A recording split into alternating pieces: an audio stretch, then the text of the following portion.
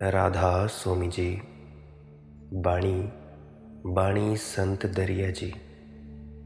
आज की सत्संग वीडियो का विषय है, संतों की वाणी में इतना रस क्यों आता है, आखिर किस स्रोत से आता है और संतों की वाणी से तृप्ति और आश्वासन क्यों मिलता है। तो चलिए इसी विषय के संदर्भ में आज की सत्संग वीडियो आरंभ करते हैं। गुरु प्यारी सत्कारयोग साध संगत जी, रस का तो एक ही स्रोत है, रसो वैसह। रस का तो कोई और स्रोत नहीं है, परमात्मा ही रस का स्रोत है, रस उसका ही दूसरा नाम है। संत अपनी तो कुछ कहते नहीं, उसकी ही गुनगुनाते हैं। संत तो वही है जिसके पास अपना कुछ कहने को बचा ही नहीं है, अपना जैसा ही कुछ नहीं बचा है।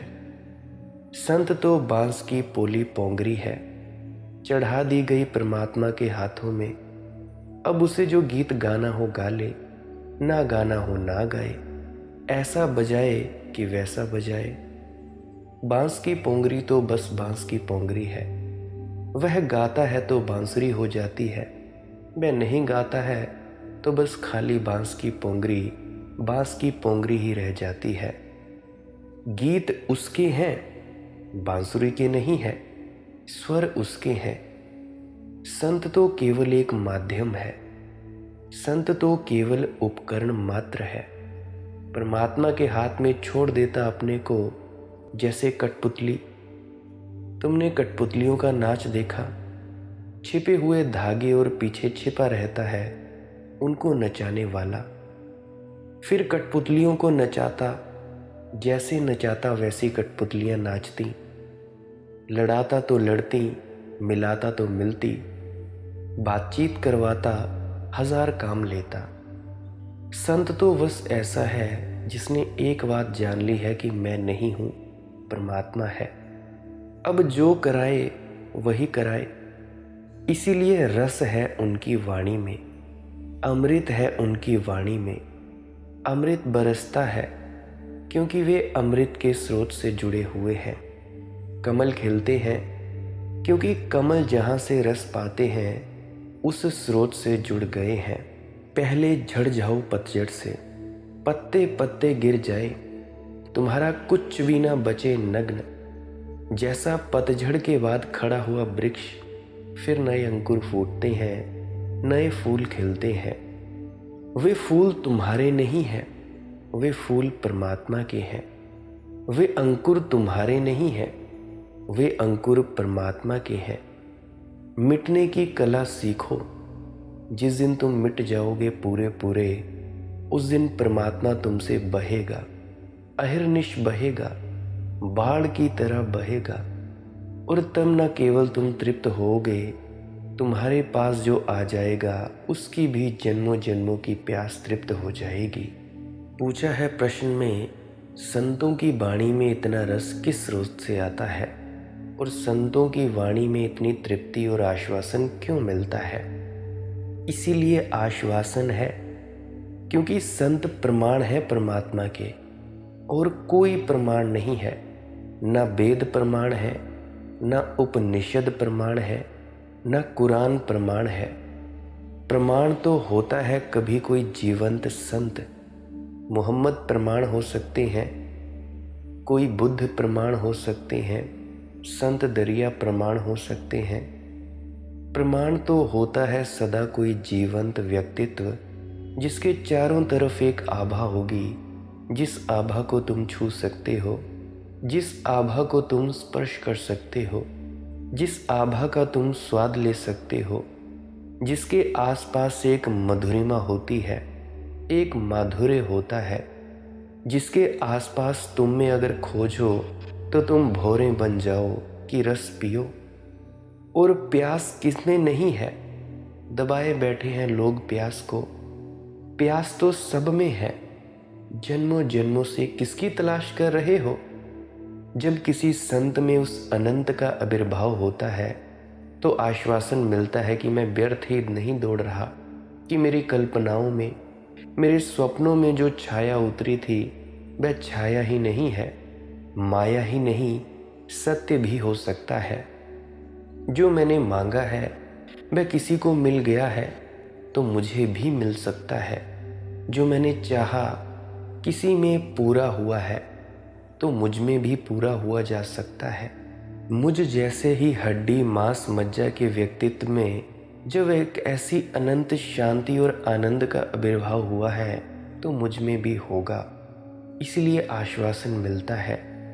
संतों के पास बैठकर आस्था उमगती है, श्रद्धा जगती है।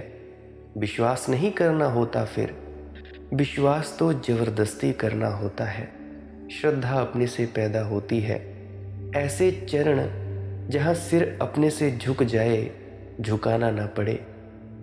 ऐसा हुआ कि बुद्ध को जब तक ज्ञान उपलब्ध न हुआ था वे महा तपस्या करते थे।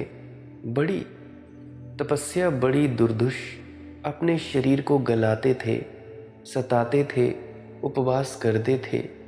धूप में खड़े होते, ठंड में खड़े होते, सूख गए थे। बड़ी सुंदर उनकी देह थी जिस दिन राजमहल छोड़ा था। फूल सी सुकुमार उनकी देह थी। सूख गए थे, काले हो गए थे, हड्डियां कोई गिन ले। कहानी कहती है कि पेट पीठ से लग गया था, बस हड्डी हड्डी रह गई थी। 5 उनके शिष्य हो गए थे उनकी तपस्या देखकर कि ये कोई महातपस्वी है। फिर एक दिन बुद्ध को ये बोध हुआ कि ये मैं क्या कह रहा हूँ, क्या कर रहा हूँ मैं। ये तो आत्मघात है जो मैं कर रहा हूँ। ये कोई परमात्मा को या सत्य को पाने का तो उपाय नहीं। ये तो मैं सिर्फ अपने को नष्ट कर रहा हूँ, पा क्या रहा हूँ। 6 साल की निरंतर तपस्या के बाद एक दिन ये समझ में आया कि ये 6 साल मैंने यूं ही गवाए अपने को सताने में, परेशान करने में। ये तो हिंसा है, आत्महिंसा। उसी क्षण उन्होंने उस आत्महिंसा का त्याग कर दिया। स्वभावतः जो 5 शिष्य उसी आत्महिंसा से प्रभावित होकर उनके साथ थे, उन्होंने कहा यह गौतम भ्रष्ट हो गया है, अब इसके साथ क्या रहना। अब ये हमारा गुरु ना रहा, अब हम कोई और गुरु खोजेंगे। इसने तपस्या छोड़ दी है। और क्या कोई पाप किया था? इतनी सी बात थी जिससे 5 शिष्य छोड़कर चले गए कि बुद्ध ने उस दिन एक पीपल के पेड़ के नीचे, उस वृक्ष के नीचे बैठे किसी गांव की स्त्री ने मनौती मनाई होगी कि मैं माँ बन जाऊंगी तो पीपल के देवता को थाली भरकर खीर चढ़ाऊंगी। वह गर्भिणी हो गई थी। वह सुजाता नाम की स्त्री सुस्वादु खीर बनाकर पीपल के वृक्ष को चढ़ाने गई थी। पूरे चांद की रात पीपल का वृक्ष, उसके नीचे बुद्ध विराजमान। उसने यही समझा कि पीपल के देवता स्वयं प्रकट होकर मेरी खीर स्वीकार कर रहे हैं। और कोई दिन होता तो बुद्ध ने इनकार कर दिया होता, क्योंकि एक तो रात थी, रात्रि भोजन वर्जित। फिर वे केवल उन दिनों एक ही बार भोजन करते थे, दोपहर में। सो दोबारा भोजन का सवाल ही नहीं उठता था। मगर उसी सांझ उन्होंने सारी तपस्या का आत्महिंसा समझकर त्याग कर दिया था। तो उस स्त्री ने जब भेंट की उनको खीर, तो उन्होंने स्वीकार कर ली। खीर को स्वीकार करते देखकर 5 शिष्य उठकर चले गए। गौतम भ्रष्ट हो गया। रात्रि भोजन, अनजान अपरिचित स्त्री के हाथ से बनी हुई खीर। पता नहीं ब्राह्मण है, शूद्र है, कौन है, क्या है। रात्रि का समय, एक बार भोजन का नियम तोड़ दिया, छोड़कर चले गए। फिर बुद्ध को उसी रात ज्ञान भी हुआ।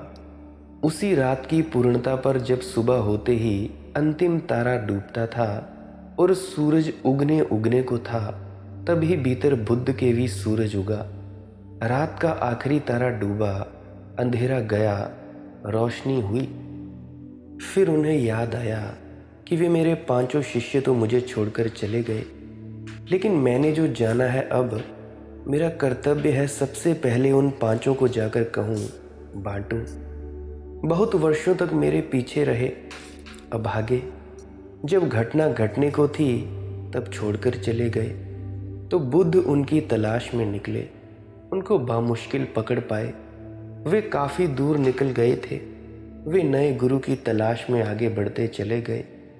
तो जिस गांव में बुद्ध पहुंचते, पता चलता कि कल ही उन्होंने गांव छोड़ दिया। बस ऐसे ऐसे बुद्ध उनको खोजते खोजते सारनाथ में पकड़े। इसीलिए सारनाथ में बुद्ध का पहला प्रवचन हुआ, पहला धर्म चक्र परिवर्तन हुआ। जब उन्होंने बुद्ध को आते देखा तो वे पांचों एक वृक्ष की छाया में विश्राम कर रहे थे। उन पांचों ने देखा कि यह भ्रष्ट गौतम आ रहा है, हम इसकी तरफ पीठ कर लें, ये सम्मान के योग्य नहीं है। ये जब आएगा तो हम उठकर खड़े नहीं होंगे, नमस्कार भी नहीं करेंगे। इसको खुद बैठना हो तो बैठ जाए, हम ये भी ना कहेंगे कि बैठिए, विराजिए। इसे भली भांति ये बात प्रदर्शित कर देंगे कि अब हम तुम्हारे शिष्य नहीं हैं, तुम भ्रष्ट हो चुके हो, हम तुम्हारा परित्याग कर चुके हैं। लेकिन जैसे जैसे बुद्ध पास आए, एक बड़ी अपूर्व घटना घटी। वे पांचों जो पीठ करके बैठे थे, कब किस अपूर्व क्षण में, किस अनजाने कारण में मुड़ गए और बुद्ध की तरफ देखने लगे पांचों। और जब बुद्ध पास आए तो उठकर खड़े हो गए, और जब बुद्ध और पास आए तो झुककर उनके चरणों में प्रणाम किया और कहा, विराजिए। बुद्ध हंसे और बुद्ध ने कहा, लेकिन तुमने तय किया था कि पीठ मेरी तरफ रखोगे, और तुमने तय किया था कि नमस्कार न करोगे, पैर छूने की तो बात ही दूर थी। और तुमने तय किया था कि यह भ्रष्ट गौतम आ रहा है तो हम बैठने को भी ना कहेंगे, और तुम शैया बिछाते हो, अब बैठने का आसन लगाते हो, बात क्या है? तो उन पांचों ने कहा, बेवश, इसके पहले हम जब तुम्हारे साथ थे तो हम तुम में विश्वास करते थे, परंतु आज श्रद्धा का जन्म हुआ है। वह विश्वास था, विश्वास टूट भी सकता है क्योंकि ऊपरी होता है। आज श्रद्धा का अपने आप आविर्भाव हुआ है। हमने कुछ किया नहीं, अपने आप हम मुड़ गए तुम्हारी तरफ, जैसे कोई चुंबक की तरफ जाए। अपने आप हम उठकर खड़े हो गए और अपने आप झुक गए, अपने आप तुम्हारे चरणों से सिर लग गया। तो संत प्रमाण है, जब तुम्हें ऐसा कोई व्यक्ति मिल जाए जिसके पास अपने आप सिर झुक जाए, तो फिर समझ लेना कि वह मंदिर आ गया, वह द्वार दरवाज़ा आ गया, वह गुरु द्वारा आ गया, वह देहली आ गई जहाँ से सिर उठाने की ज़रूरत नहीं है। जब कोई किसी व्यक्ति को देखकर तुम्हें भरोसा आ जाए कि परमात्मा होना ही चाहिए, कि सद्गुरु से मिलन हो गया, फिर छोड़ना मत संग साथ, फिर छाया बन जाती उसकी, क्योंकि इसी तरह लोग पहुँचे हैं और किसी तरह ना कोई कभी पहुँचा है और ना कभी पहुँच सकता है। संत की उपस्थिति पर्याप्त है। जिनके पास देखने को आंखें हैं और सुनने को दो कान हैं और अनुभव करने को हृदय है, उनके लिए संत की उपस्थिति पर्याप्त है कि परमात्मा है। इसीलिए आश्वासन है, इसीलिए महातृप्ति है, इसीलिए रस है, क्योंकि संत सिर्फ केवल प्रतिनिधि हैं, संदेश वाहक है परमात्मा का, उस परम सत्य का जिसके बिना हम व्यर्थ हैं और जिसे पाकर ही सब कुछ पा लिया जाता है। दरिया जी की वाणी है, तज विकार आकार तज निराकार को ध्यान, निराकार में बैठकर निराधार लो लाए। अब इसमें संत दरिया जी हमें बहुत सारी बातें समझाना चाहते हैं। देखो, इस जीवन को रास्ते में मत गंवा देना, क्योंकि मिल गया है अनायास, निर्मूल्य मत समझ लेना। कीमत तो इसकी कोई भी नहीं, पर मूल्य इसका बहुत है। कीमत और मूल्य का भाषा कोश में तो एक ही अर्थ है, लेकिन जीवन के कोश में एक ही अर्थ नहीं है। जिन चीज़ों की कीमत होती है उनका कोई मूल्य नहीं होता, और जिन चीज़ों का मूल्य होता है उनकी कोई कीमत नहीं होती। प्रेम का मूल्य है, कीमत क्या? ध्यान का मूल्य है, क्या कीमत है ध्यान की? स्वतंत्रता का मूल्य है, क्या कीमत है? और बाजार में बिकती हुई चीज़ें हैं, सब पर कीमत लगी है, इतने रुपए में ये चीज़ मिलेगी, इतने रुपए में ये चीज़ मिलेगी, पर उनका मूल्य क्या है? जो व्यक्ति के ही जगत में जीता है वह संसारी है। जो मूल्य के जगत में प्रवेश करता है वह सन्यासी है, वह सच्चा भक्त है। मूल्य प्रसाद है परमात्मा का, लेकिन चूंकि प्रसाद है इसलिए चुक जाने की संभावना है। कीमत देनी पड़ती तो शायद तुम जीवन का मूल्य भी करते। चूंकि मिल गया है, तुम्हारी झोली में कोई अनजान ऊर्जा उसे भर गई है, तुम्हें पता भी नहीं चला, और कोई तुम्हारे प्राणों में श्वास फूंक गया है, तुम्हें खबर भी नहीं कौन तुम्हारे हृदय में धड़क रहा है। इसलिए भूले भूले कंकड़ पत्थर बीन बीन कर ही जीवन को गवा मत देना। जब तक परमात्मा की खोज शुरू न हो तब तक जानना ही मत कि तुम जिए। जीवन की शुरुआत परमात्मा की खोज से ही होती है। जन्म काफी नहीं है जीवन के लिए, एक और जन्म चाहिए। और धन्य भागी हैं वे जिनके जीवन में हुक उठती है, पुकार उठती है, पीड़ा का जिन्हें अनुभव होता है, जो परमात्मा की तलाश पर निकल पड़ते हैं, जो सब दांव पर लगाने को राजी हो जाते हैं। फिर दर्द उठा है आंख भरी सीने में बाएं कोने से, फिर हुक उठी गहरी गहरी, कब रेत बंधी है मुट्ठी में, कब अंजरी में जल ठहरा है। कहती भी क्या गूंगी पीड़ा, सुनता भी क्या जग बहरा है। जिंदगी बूंद है पारे की, जो एक बार बिखरी सो बिखरी। सावधान, जिंदगी गंवानी तो बहुत आसान है, कमानी बहुत कठिन है। पारे की बूंद है, बिखरी सो बिखरी, फिर संभाल ना पाओगे। और क्षण क्षण बूंद बिखरती जा रही है, और तुम हो कि खोए हो न मालूम किस व्यर्थता के जाल में। कोई धन, कोई पद, कोई प्रतिष्ठा, 2 कौड़ी उनका मूल्य है, शायद 2 कौड़ी भी उनका मूल्य नहीं है। कंकड़ पत्थर बीन रहे हो, जबकि हीरे की खदान बहुत ही निकट है, बहुत ही करीब है, तुम्हारे भीतर है। उसी हीरे की खदान तक कैसे पहुंचा जाए, इसी संबंध में ये वाणी है संत दरिया जी की। पीड़ा की गंध लिए, विष का अनुबंध लिए, चंदन की छांव तले जीवन के गीत पले।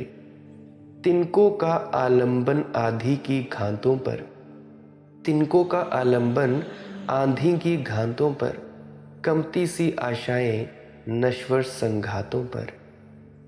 ये जीवन तो जलती हुई दोपहरी है, यह सब जल रहा है, धू धू कर जल रहा है। ये जीवन तो चिताओं के अतिरिक्त और कुछ भी नहीं है, और तुम भी जानते हो और हर एक जानता है, क्योंकि सिवाय घावों के हाथ लगता क्या है। जेठ की दोपहरी में शीतल जिज्ञासा बन, उठाओ जिज्ञासा को, खोजो उसे जो कभी खोएगा नहीं। खोजे उसे जिसे पा लेने पर फिर सारी खोज समाप्त हो जाती है। द्वंद्वों के मंथन में अमृत अभिलाषा बन, कब तक उलझे रहोगे दुई में, द्वैत में, कब तक बंटे रहोगे द्वंद्व में। मध्य युग में यूरोप में कैदियों को एक सजा दी जाती थी। सजा ऐसी थी कि कैदी को लिटाकर 4 घोड़ों से उसके हाथ पैर बांध दिए जाते थे। एक घोड़े से एक हाथ, दूसरे घोड़े से दूसरा हाथ, तीसरे घोड़े से एक पैर, चौथे घोड़े से दूसरा पैर, और चारों घोड़ों को चारों दिशाओं में दौड़ा दिया जाता था। टुकड़े टुकड़े हो जाता था आदमी, खंड खंड हो जाता था। सजा का नाम था क्वार्टरिंग, और ठीक ही था सजा का नाम, क्योंकि 4 टुकड़े हो जाते थे, क्वार्टर में हो जाते थे, चौथाई हो जाता था। सजा का नाम था चौथाई। लेकिन जिंदगी को अगर गौर से देखो तो ऐसी सजा तुम खुद अपने को दे रहे हो। तुमने कितनी वासनाओं के साथ अपने को जोड़ लिया, अलग अलग दिशाओं में जाती वासनाएं, कोई पूरब, कोई पश्चिम, कोई दक्षिण, तो कोई उत्तर। 4 घोड़े नहीं, 1000 घोड़ों से तुम बंधे हो, खंड खंड हुए जा रहे हो, टूटे जा रहे हो, बिखरे जा रहे हो। इसी बिखराव को तनाव करो, चिंता कहो, बेचैनी कहो, विक्षिप्तता कहो, परेशानी कहो, जो भी तुम्हें कहना हो कहो, मगर यह बिखराव है और इस बिखराव में कभी तुम्हें विश्राम ना मिलेगा, कभी तुम्हें आराम नहीं मिलेगा। तुम तपोगे, सड़ोगे, मरोगे, जियोगे कभी भी नहीं। जीवन का संबंध तो तब होता है जब तुम्हारी सारी वासनाएं एक अभीप्सा में समाहित हो जाती हैं, जब तुम्हारी अलग अलग दिशाओं में दौड़ती हुई कामनाएं एक जिज्ञासा में रूपांतरित हो जाती हैं, जब तुम और सब ना मालूम क्या क्या छोड़कर सिर्फ उस एक के खोजने के लिए आतुर, आबद्ध हो जाते हो, कटिबद्ध हो जाते हो, प्रतिबद्ध हो जाते हो। छोड़ो दो को, छोड़ो अनेक को, पकड़ो एक को, क्योंकि एक को ही पकड़ने में तुम भी एक हो जाओगे। अनेक को पकड़ोगे तुम भी अनेक हो जाओगे। और एक होने का आनंद और एक होने की विश्रांति, जेठ की दोपहरी में शीतल जिज्ञासा बन, द्वंद्वों के मंथन में अमृत अभिलाषा बन। क्या मरण धर्मा तुम्हारी खोज है? क्या उसे खोज रहे हो जो मृत्यु तुमसे छीन लेगी? अमृत को कब खोजोगे? एक एक घट में, एक एक हृदय में पूरा आकाश उतर सकता है। ऐसी तुम्हारी गरिमा है, ऐसा तुम्हारा गौरव है। एक एक बूंद सागर को अपने में समा सकती है, ऐसी तुम्हारी क्षमता है, ऐसी तुम्हारी संभावना है। लेकिन तुम आकाश की तरफ आंख ही नहीं उठाते। तुम जमीन में आंखों को गड़ाए, कंकड़ पत्थरों में, कूड़े करकट में ही अपने जीवन को बिता देते हो। और भरोसा भी किन चीजों का कर रहे हो? तूफान आ रहा है बड़ा और पक्षी ने तिनकों से घोंसला बना लिया है और इस भरोसे में बैठा है कि सुरक्षा है। तूफान आ रहा है भयंकर और रेत में तुमने ताश के पत्तों का घर बना लिया है और इस भरोसे में बैठे हो कि क्या चिंता है? मौत आएगी, तुम्हारे सब ताश के घर गिरा जाएगी। इसके पहले कि मौत आए, अमृत का थोड़ा स्वाद ले लो। तिनकों का आलंबन आंधी की घातों पर, कंपती सी आशाएं नश्वर संघातों पर। मौत के हाथ में बैठे हो, कब मुट्ठी बंध जाएगी कहा नहीं जा सकता। मौत के हाथों में बैठे हो, फिर भी व्यर्थ में चिंता लगी है।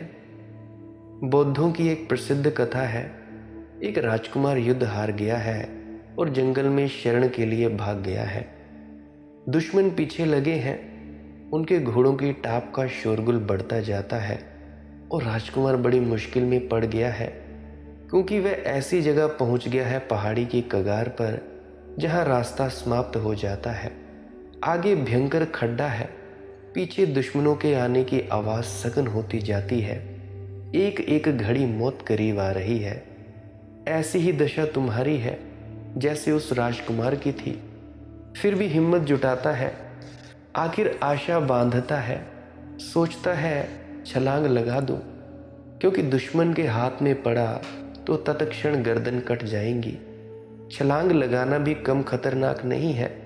खड्डा भयंकर है, बचने की आशा नहीं है, लेकिन फिर भी दुश्मन के हाथ में पड़ने से तो ज़्यादा अच्छा है। शायद हाथ पैर टूट जाएंगे लेकिन जीवन बचेगा। लंगड़ा हो जाऊंगा लेकिन फिर भी जीवन बचेगा। और कौन जाने, कभी कभी चमत्कार भी हो जाता है कि गिरूं और बच जाऊं। ना हाथ टूटे ना पैर टूटे।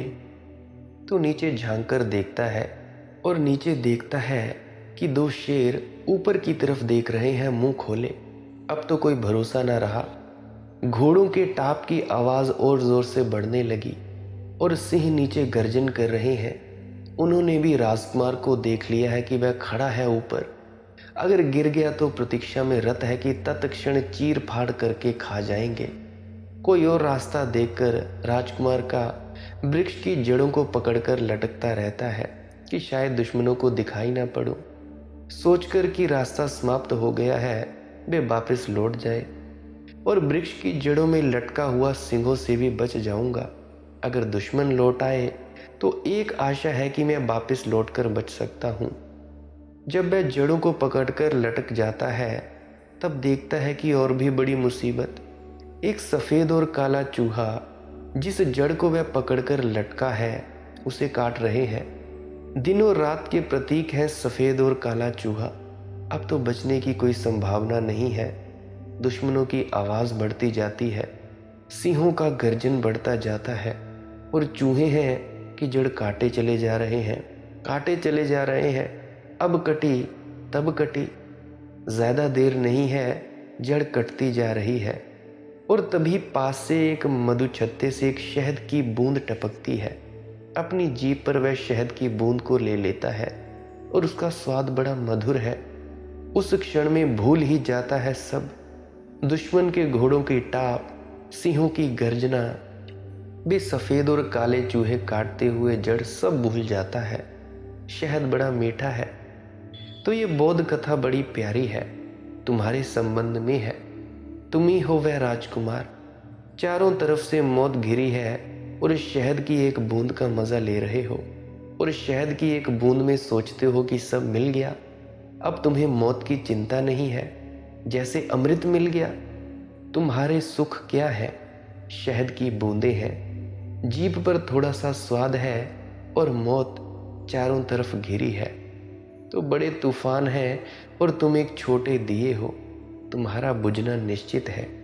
बचने का कोई उपाय नहीं है, न कभी कोई बचा है न कभी कोई बच सकेगा।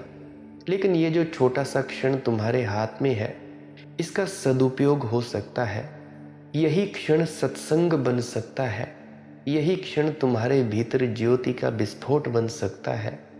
यही क्षण तुम्हारे भीतर ध्यान बन सकता है। यह क्षण तुम्हारे भीतर साक्षी का भाव बन सकता है।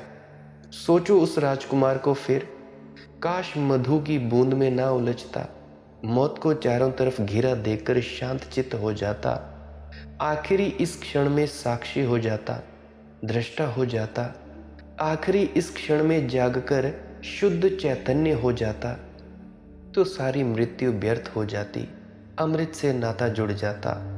साक्षी में अमृत है, जागृत अवस्था में अमृत है, जागरण में अमृत है। अमी झरत बिगसत कमल, जैसे ही तुम जागृत हुए अमृत की वर्षा होने लगती है और तुम्हारे भीतर छिपा हुआ शाश्वत का कमल खिलने लगता है। दरिया जी कहते हैं, तज विकार आकार तज, निराकार को ध्यान, निराकार में बैठकर निराधार लो लाए। कहते हैं एक ही काम तुम कर लो तो सब हो जाए। व्यर्थ के विकारों में मत उलझे रहो, शहद की बूंदों में मत उलझे रहो, धोखा है। व्यर्थ के आकारों आकृतियों में मत उलझे रहो, भ्रांतियां हैं, मृग मारीचिकाएं हैं। एक निराकार का ध्यान करो। निराकार का ध्यान कैसे हो? अब निराकार के ध्यान के बारे में हम कल के सत्संग में चर्चा करेंगे, क्योंकि ये निराकार के ध्यान के बारे में विषय बहुत लंबा है और थोड़ा विस्तार से समझाने योग्य है। मुझे पता है 30 मिनट हो गए हैं। बहुतों का मुझे रिक्वेस्ट आती है, प्रार्थना आती है कि भाई सत्संग की टाइमिंग 10 से 30 मिनट रखा करो। तो निराकार के ध्यान के बारे में हम कल की वीडियो में जानेंगे। और अगर आप जी का किसी का कोई प्रश्न हो तो मेरी प्रार्थना है पुरानी वीडियोस को अवश्य सुनिए, आपके प्रश्नों के जवाब मिल जाएंगे। अगर कभी आपको आपके प्रश्नों के जवाब ना मिले तो टेलीग्राम, फेसबुक, इंस्टाग्राम, वहाँ पे ढूंढ लें माली की मौज सत्संग, वहाँ पे आप जी अपना प्रश्न छोड़ सकते हैं। मैं चेष्टा करूँगा किसी अन्य सत्संग वीडियो में आपके प्रश्नों का जवाब देने की। और मैं आपसे प्रार्थना करता हूँ, भजन सिमरन अवश्य करिए, सिमरन के शब्दों का भी जाप करिए और भजन में धुन सुनने में भी बैठिए।